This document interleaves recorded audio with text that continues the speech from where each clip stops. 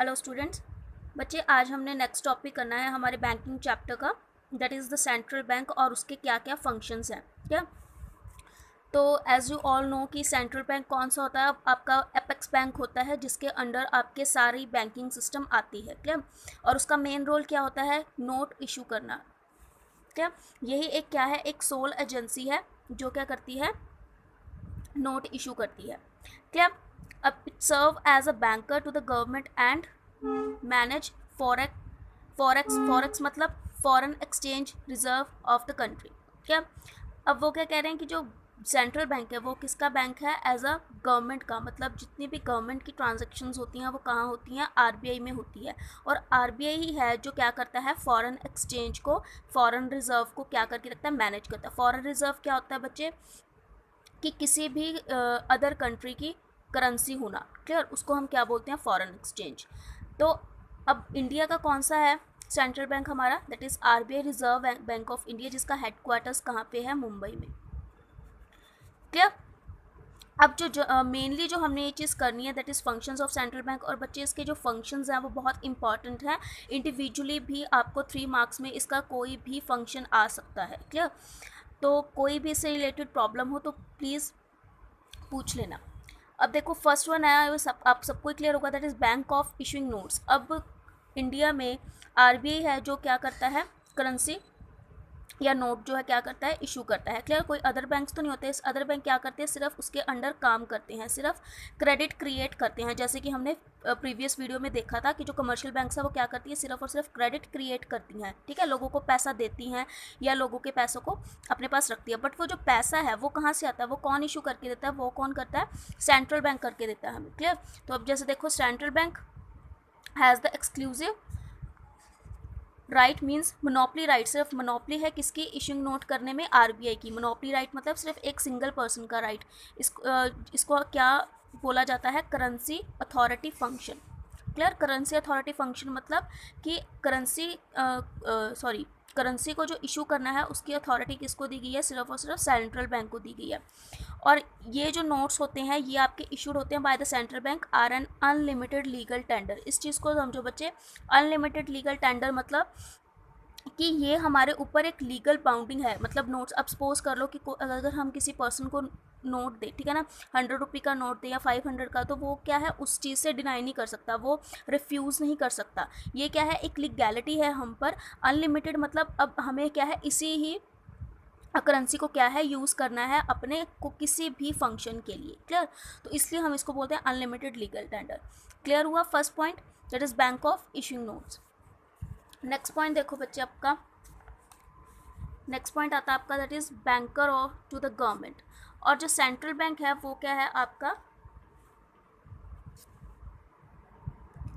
Central bank आपका क्या है? बैंकर है किसका? गवर्नमेंट का। मतलब गवर्नमेंट के लिए जो बेसिक 3 जो की रोल प्ले करता है वो कौन सा प्ले करता है? एज अ बैंकर, मतलब as a banker to the government. कि जो गवर्नमेंट के जितने भी अकाउंट्स होते हैं ना वो कहाँ पे होते हैं? आरबीआई में होते हैं। Clear? As a agent to the government. As a agent आपको पता ही है जो क्या करता है, बाय एंड सेल करता है किसी भी चीज़ की। क्लियर? तो इसमें क्या है कि गवर्नमेंट ने किसी भी कंपनी की, या सपोज कर लो किसी फॉरेन कंट्री की कोई भी सिक्योरिटीज़ खरीदनी है, तो कि वो कौन खरीदता है उसकी प्लेस पे? गवर्नमेंट के बिहाफ पे आरबीआई खरीदता है, या तो खरीदता है या फिर सेलता है। जैसे आपने सुना होगा एनएससी, आपने सुना होगा, that is national saving certificate. अभी आपको इसके बारे में बहुत ज़्यादा क्लैरिटी करने की ज़रूरत नहीं है, बस नॉर्मली इसको अंडरस्टैंड रखो। नेशनल सेविंग सर्टिफिकेट मतलब किसी भी कंपनी का एक सिक्योरिटीज़ होती हैं, मतलब आप उसको सेल या परचेज़ कर सकते हो। ठीक है, मनी ही रिलेटेड हो, जैसे आप चेक्स फॉर्म में ले सकते हो वैसी होती हैं, लाइक बॉन्ड्स हो गए। ठीक है, तो ये कुछ सिक्योरिटीज़ होती हैं जिसको हम सेल परचेज़ कर सकते हैं। बेसिकली मॉनेटरी टर्म्स पे भी आप इसको ले सकते हो। ठीक है, तो इनको कौन सेल एंड परचेज करता है? On the behalf of government RBI करती है। क्लियर? देन आता है as an advisor to the government. अब देखो गवर्नमेंट को मॉनेटरी बेसिस पर कौन एडवाइजेस प्रोवाइड करता है? RBI. It frame policies to regulate the money market. जैसे मैंने आपको बोला था कि जो भी मॉनेटरी पॉलिसीज़ होती हैं, ठीक है, जितनी भी मॉनेटरी पॉलिसीज़ बनती हैं या मनी से रिलेटेड पॉलिसीज़ होती हैं, उसमें किसकी एडवाइस ली जाती है? जनरली आरबीआई की ली जाती है, क्योंकि गवर्नमेंट कम्प्लीटली मॉनेटरी से रिलेटेड जो है डिसीजंस नहीं ले सकता। जैसे अब हमारी, जैसे आप बोल सकते हो आरबीआई का गवर्नर है, ठीक है, या फिर फाइनेंस मिनिस्टर है, तो इनकी इन्वॉल्वमेंट होती है मॉनेटरी पॉलिसी में। अब जैसे देखो, अब कोरोना बेसिस पर जो आपके आरबीआई के गवर्नर थे, ठीक है, शक्तिकांत दास जी, उन्होंने क्या किया? अब उन्हें पता है कि इकोनॉमी क्या है, डिफ्लेशन में जा रही है, तो उन्होंने काफ़ी जो रेट्स हैं रिड्यूस किए हैं, लोन के इंटरेस्ट रेट्स भी रिड्यूस किए हैं, रेपो रेट्स हैं, रिवर्स रेपो रेट्स हैं, इनको क्या किया? रिड्यूस किया। अभी हमने इस चैप्टर में पढ़ना है कि होता क्या है repo rate, reverse repo rate, क्यों हम इनको यूज़ करते हैं, ये अभी हमने क्लियरली पढ़ना है। बट एक चीज़ मैं जस्ट आपको एक्सप्लेन कर रही हूँ कि जितनी भी मॉनेटरी मनी मार्केट से रिलेटेड या मॉनेटरी रिलेटेड पॉलिसीज़ होती हैं, वो कौन देखता है? आरबीआई देखती है। क्लियर? तो वो वही क्या है, एडवाइस करती है गवर्नमेंट को कि हमने अब क्या पॉलिसी क्रिएट करनी है। क्लियर? देन देखो आपका आता है बच्चे bankers bank and supervisory role. अब हमारे लिए तो कौन हमें फाइनेंस प्रोवाइड करता है? Commercial banks. लेकिन कमर्शियल बैंक्स के भी ऊपर बैंक कौन है? आरबीआई। क्लियर? जो क्या है, फाइनेंशियली हेल्प करता है किनको? कमर्शियल बैंक्स को। तो जैसे उन्होंने देखो लिखा है कि bankers bank it has almost the same relation with other banks in the country as commercial bank has with customer. मतलब जैसा रिलेशन कमर्शियल बैंक्स का हमारे साथ है, वैसा कमर्शियल बैंक्स का रिलेशन किसके साथ है? आरबीआई के साथ है। जैसे उसी तरह सेंट्रल बैंक भी क्या करती है? डिपॉजिट्स एक्सेप्ट करती है किसके? कमर्शियल बैंक्स के, और उन्हें ऑफर क्या करती है? लोन्स भी ऑफर करती है। क्लियर? देन क्या है, जो सेंट्रल बैंक क्या है, उन्हें क्लियरिंग हाउस फैसिलिटी भी प्रोवाइड करती है। मतलब उनके जितने भी बैंक्स हैं उनके आपस में क्या करती है? चेक्स क्लियर करती है। अभी क्लियरिंग हाउस फैसिलिटी एक अलग से है हमारे पास पॉइंट इसका एज अ फंक्शन, तो इसको हम वहाँ पर डिटेलिंग में कर देंगे कि एक्चुअली में क्लियरिंग हाउस फंक्शन है क्या। क्लियर? देन आता है बच्चे आपका that is supervisory role. Clear? कि जो सेंट्रल बैंक है सुपरवाइजरी रोल प्ले करता है, एक डायरेक्टिव रोल प्ले करता है। मतलब उसने क्या करना होता है? पूरे बैंक्स को सुपरवाइज करना है कि वो बैंक्स कैसे काम कर रहे हैं। जैसे देखो हमने प्रीवियस उसमें किया था कि बैंक आरबीआई क्या करती है? सीआरआर डिसाइड करके चलती है कि कितना कैश रिजर्व हमने रखना है हमारे फाइनेंशियल नीड के लिए फॉर द फ्यूचर। क्लियर? तो अगर हमारे ऊपर, ठीक है, कोई एक सुपरवाइजरी रोल ना हो या एज अ कोई बैंक ना हो, तो कमर्शियल बैंक अपनी मर्जी से क्या करेंगे? जितना मर्जी लोन दे देंगे। लाइक जैसे येस बैंक का अभी आपको पता ही है सबको, ठीक है ना, कि येस बैंक ने क्या किया था? बहुत लोअर इंटरेस्ट रेट पे क्या है, ज़्यादा से ज़्यादा लोन प्रोवाइड किया, जिससे वो क्या है, कम्प्लीटली बैंकरप्ट हो गया था। उस टाइम पर भी उसकी हेल्प किसने की थी? आरबीआई ने ही की है। क्लियर? तो ये क्या एक सुपरवाइजरी रोल है जो कि कंट्रोल में रखता है कि इनको, जितने भी कमर्शियल बैंक्स है। क्लियर? कैसे कंट्रोल में रखता है? Relating to CRR and SLR. CRR मैंने आपको बताई थी, कैश रिजर्व रेशियो, कि कितना हमने कैश को रिजर्व में रखना है। और एसएलआर क्या होता है बच्चे? That is statutory liquidity ratio. अभी चाहे आप इसको रहने भी दो करने को, क्यों? क्योंकि इसी चैप्टर में अभी हमने कम्प्लीटली इनको स्टडी करना है, डीप स्टडी करना है। क्लियर?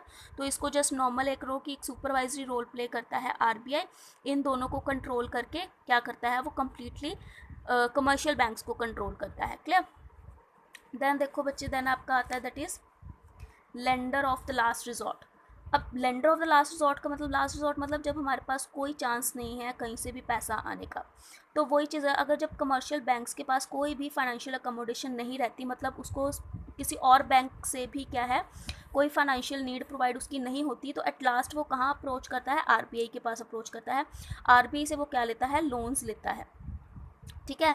तो वही चीज़ है, इसीलिए इसको हम क्या बोलते हैं? Lender of the last resort. मतलब सभी बैंक्स की नीड को कौन पूरा करता है? आरबीआई पूरा करता है। ठीक है?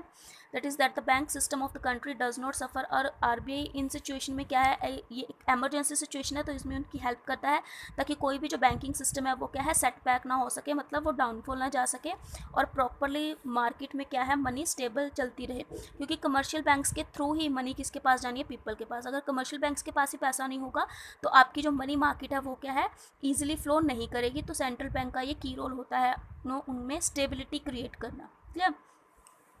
देन आता है बच्चे आपका custodian of foreign exchange. Custodian of foreign exchange का मतलब क्या होता है कि वही चीज़ है कि फॉरेन एक्सचेंज को मैनेज करना। अब देखो, जो फॉरेन एक्सचेंज है मतलब किसी भी कंट्री की जो करेंसी है वो किसके पास होती है? मेनली आरबीआई के पास होती है। अब जितने भी आपके जो फॉरेन एक्सचेंज रिजर्व बैंक्स होते हैं, लाइक एक्सिम बैंक है, ठीक है। एग्जिम बैंक मतलब एक्सपोर्ट इंपोर्ट बैंक, जिसके पास बेसिकली वेस्टर्न यूनियन हो गया, ठीक है, जिनके पास क्या होती है, फॉरेन करेंसीज होती हैं। तो ये कहाँ से फॉरेन करेंसीज लेके आते हैं, इनको सेंट्रल बैंक से ही मिलती है। मेनली जो हेड है जहाँ पर foreign exchange reserve as a रखा जाता है वो कौन है, सेंट्रल बैंक है। सेंट्रल बैंक ही प्रॉपरली मैनेज करता है फॉरेन एक्सचेंज को। तो इसमें एक चीज़ आती है बच्चे, मैनेज फ्लोटिंग, कि कैसे हमने फॉरेन एक्सचेंज को मैनेज करना है सेल एंड परचेज करके। तो ये पॉइंट जो है आपका, इसको हमने मेनली एक हमारा जो चैप्टर आएगा that is foreign exchange rate, उसमें क्लियरली करना है। बस यहाँ पे आप स्लाइटली थोड़ा सा समझ लो कि अपनी डोमेस्टिक करेंसी में स्टेबिलिटी लाने के लिए, मतलब अपनी इकोनॉमी में स्टेबिलिटी लाने के लिए हम देखते हैं कि हमने फॉरेन एक्सचेंज को परचेज़ करना है या सेल करना है, ठीक है। मतलब जैसे अगर सपोज $1 इक्वल्स टू ₹60 हम मान के चल रहे हैं, ठीक है। अगर हमें लगता है कि ये एक स्टेबिलिटी शो कर रहा है इंटरनेशनल ट्रेड में, तो हम इसी रेट पे रहना चाहेंगे, ठीक है ना। अगर तो ये सपोज बढ़ गया तो हम क्या करेंगे, सेल करना शुरू कर देंगे फॉरेन एक्सचेंज को। अगर ये कम हो गया तो हम परचेज़ करना शुरू कर देंगे, ठीक है। तो अभी इसको अगर आपको क्लियरली समझ ना भी है तो कोई प्रॉब्लम नहीं है, सिर्फ ये पॉइंट हमारा की पॉइंट बनता है। इसको हमने डिटेल में क्या करना है उस चैप्टर में करना है, क्या। देन आता है बच्चे आपका that is clearing house function. ये बच्चे ध्यान से करना, क्लियरिंग हाउस फंक्शन। इसमें क्या होता है, सपोज कर लो, जैसे मैं एग्जांपल एक लेके चलती हूँ, जैसे बैंक्स की आप एग्जांपल लेके चलते हैं। सपोज SBI है, SBI के पास एक कस्टमर का चेक आया है जो है PNB के नाम पे, मतलब PNB का चेक है पंजाब नेशनल बैंक का, वो किसके पास आया, SBI के पास, ठीक है। सपोज कर लो 20,000 का। और PNB है, PNB के पास किसका चेक आया है, SBI का चेक आया है, सपोज कर लो 40,000 का। क्लियर। तो अब ये तो है नहीं कि SBI वाला पहले PNB के पास जाए चेक्स को ट्रांसफ़र करने, या PNB वाला ये है, तो इसमें तो काफ़ी टाइम लग जाएगा, ठीक है।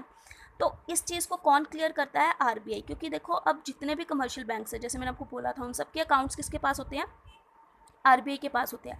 तो RBI क्या करेगी, इनके अकाउंट्स में ही इंटरचेंज कर देगी ट्रांजैक्शंस को। क्या करेगी, जैसे सपोज अगर PNB ने ज़्यादा अमाउंट देनी है, 40,000 रुपीज़ देने हैं SBI को, और SBI ने कितनी देना, सिर्फ 20,000, तो PNB वो क्या करेगी, PNB से सिर्फ और सिर्फ 20,000 की अमाउंट क्या करेगी, यहाँ ट्रांसफ़र कर देगी, ठीक है।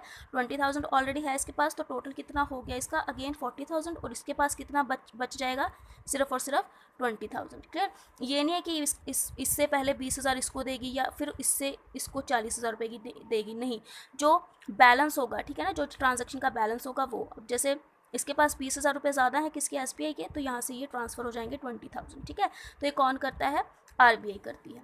क्लियर। ये बेसिकली होता है आपका क्लियरिंग फंक्शन। क्लियर। देखो, to avoid transfer of cash between the banks and reduce requirement of cash, की कैश का कोई ट्रांसफ़र नहीं होता, सिर्फ अकाउंट बेसिस पर ही उनकी क्लैरिटी हो जाती है ट्रांजैक्शंस की। क्लियर। देन 7th पॉइंट आता है बच्चे आपका कंट्रोल ऑफ क्रेडिट। ये सबसे मेन टॉपिक है, और ये क्लियरली अभी आपने करना भी है, डीपली स्टडी करना है इसको, कि क्रेडिट को कंट्रोल करता है कौन, RBI, इन्फ्लेशन और डिफ्लेशन टाइमिंग में। अब देखो, अब जैसे मैंने वही एग्जांपल दी कि उसने रेपो रेट और रिवर्स रेपो रेट अब क्या करें, रिड्यूस किए, क्यों, क्योंकि मार्केट में अब क्या चल रहा है, डिफ्लेशन। जब उसको लगता है कि मार्केट में हमने ज़्यादा उधार नहीं देना, लोगों को ज़्यादा पैसा नहीं देना, तो वो क्या करती है, इंटरेस्ट रेट्स को हाई कर देती है। और जब उसे लगता है कि लोगों के पास पैसा नहीं है, लोगों के पास ज़्यादा पैसा होना चाहिए, तो वो क्या करती है, इंटरेस्ट रेट्स को कम कर देती है, जिससे क्या होता है, डिफ्लेशन रिड्यूस हो जाता है। तो ये बेसिकली मेन फंक्शन है आपका कंट्रोल ऑफ क्रेडिट का, और इसको डीपली हमने स्टडी करना है, ठीक है। जो आपका ये देखो, ये जो 3rd पॉइंट आना ना आपका, इसमें हमने डीपली इस पॉइंट को स्टडी करना है। क्लियर।